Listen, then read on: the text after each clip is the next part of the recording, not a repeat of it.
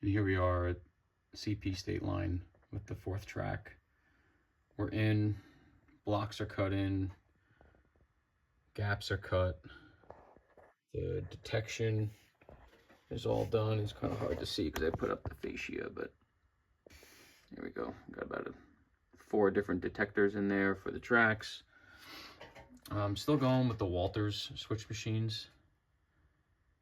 If you haven't seen those, definitely check them out because they're a lot easier than the Tortoise, simply because it has DCC right on the board. You don't have to hook the switch motor up to anything.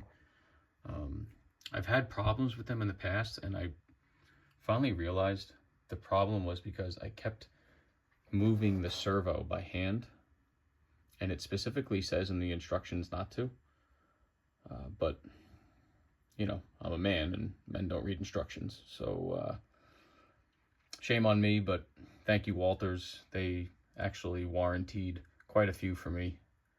I didn't know it at the time, but I know it now, so Walters, thank you. If anybody from there actually watches this, but I will continue to use your product because you've continued to support my inability to read instructions, so thank you. But all 4 tracks are in.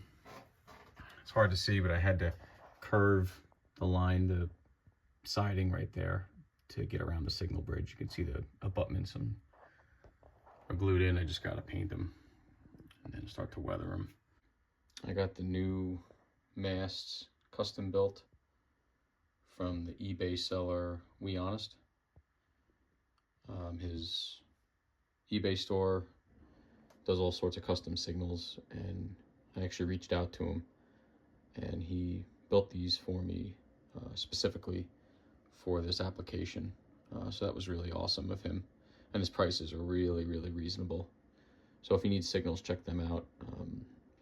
So what I'm doing here is I'm gluing them right to the signal bridges, and then I'm running the wires down the side, and I'm securing the wires with heat shrink. This way everything's nice and tight. And then I'm just kind of temporarily clamping it together while I glue it with canopy glue so that you can't see it. So this bridge is a little further along, so you can kind of see the final, well, it needs to be painted, but you can kind of see where the wires are getting routed down the sides and then under the layout. But same thing on the other side. I got the signal decoders programmed. They're just waiting to go in. I'm staying with the 3-headed mast for CP187. Really only needs a 2-headed mast. I just really didn't feel like changing it out. I think the 3-headed looks cool.